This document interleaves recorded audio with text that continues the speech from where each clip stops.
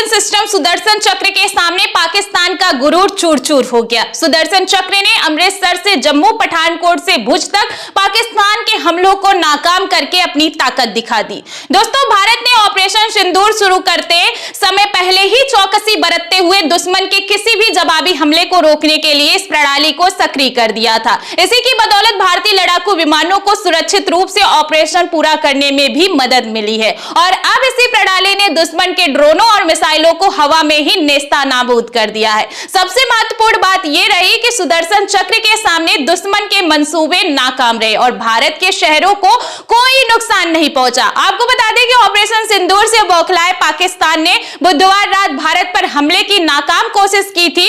15 शहर टारगेट पर थे, जिसमें भारत के अहम सैन्य ठिकाने भी शामिल थे, लेकिन भारत के air defence missile system S-400 SAM ने पाकिस्तान के मंसूबों को मिट्टी में मिला दिया। कल रात पहली बार इसका इस्तेमाल किया गया और भारत की तरफ से बढ़ रहे उसके ड्रोनों और मिसाइलों को खाक में मिला दिया गया। आपको बता दें कि पाकिस्तान के किसी भी ऐसी हिमाकत को रोकने के लिए भारत के पास बॉर्डर पर अपना सुदर्शन चक्र मुस्तैद खड़ा था। भारत के पास रूस से आया long range air defence missile system S-400 SAM यानी कि surface to air missile Pakistan से आने वाले किसी भी मिसाइल को रोकने के लिए बॉर्डर पर तैनात भारत का सुदर्शन भगवान कृष्ण के शक्तिशाली सुदर्शन चक्र के तर्ज पर भारतीय वायुसेना द्वारा उसे सुदर्शन कहा जाता है। चलिए आपको बताते हैं कि S-400 SAM क्यों खास है। दोस्तों, पाकिस्तान के पास मौजूद चीन के air defence missile system HQ-9 से यह क्यों बेहतर है। दरअसल सबसे पहले आप ये जानिए कि एयर डिफेंस मिसाइल सिस्टम होता क्या है। आपको बता दें कि एयर डिफेंस मिसाइल सिस्टम किसी भी देश के लिए एक रक्षा कवच है। इसकी मदद से दुश्मन देश की तरफ से आने वाले रॉकेट, मिसाइल या ड्रोन को पहले डिटेक्ट किया जाता है, यानी उसका पता लगाया जाता है। इसके बाद उस हथियार को लॉक किया जाता है, यानी कि उसके मूवमेंट को लॉक किया जाता है और फिर उसे मिसाइल की मदद से हवा में ही मार गिराया जाता है। यह टेक्नोलॉजी बहुत ही सोफिस्टिकेटेड मानी जाती है, यानी कि S-400 SM में भी एक तरह का एयर डिफेंस मिसाइल सिस्टम या एक लंबी दूरी की सरफेस टू एयर टाइप का सिस्टम है, यानी कि यह सिस्टम खुद जमीन पर तैनात होता है और यहीं से मिसाइल फायर करके दुश्मन के रॉकेट, मिसाइल को हवा में ही मार गिराता है।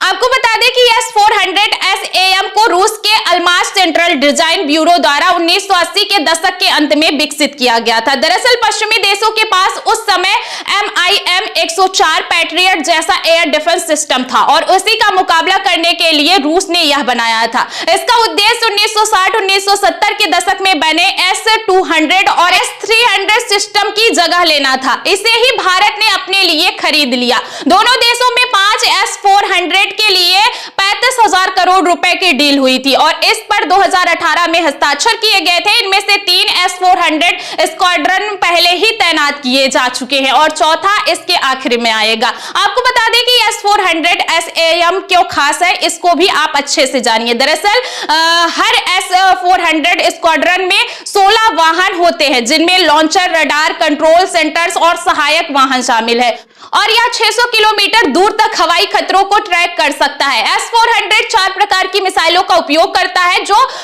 400 किलोमीटर तक की दूरी पर लक्ष्य को भेदने में सक्षम है। यह लड़ाकू विमानों, बैलिस्टिक मिसाइलों और ड्रोन को रोक सकता है, जिससे यह भारत के डिफेंस का एक महत्वपूर्ण हिस्सा बन जाता है। यह सिस्टम भारत की संपत्तियों की सुरक्षा के लिए महत्वपूर्ण है, जिनका रणनीतिक अहमियत है। पाकिस्तान ने अपने एयर डिफेंस के लिए चीन से HQ-9 खरीदा हुआ है। अब उसकी कमी यह है दोस्तों कि खुद चीन ने अपने HQ-9 को रूस के S-300 एयर डिफेंस सिस्टम के आधार पर बनाया है। जब S-300 खुद S-400 से एक स्तर नीचे का एयर डिफेंस सिस्टम है, HQ-9 भारत के पास मौजूद S-400 के सामने कमजोर पड़ जाता है। HQ-9 में 200 किलोमीटर की रडार डिटेक्शन रेंज है, जो मध्यवर्ती दूरी की मिसाइलों को रोकने के लिए अनुकूलित है, लेकिन S-400 की तुलना में इसकी डिटेक्शन रेंज कम है और केवल मिसाइलों जैसे सीमित एयरक्राफ्ट को ही ये रोक सकता है। फिलहाल इस पूरी खबर पर आप सभी का क्या कहना है, कमेंट में अपनी राय जरूर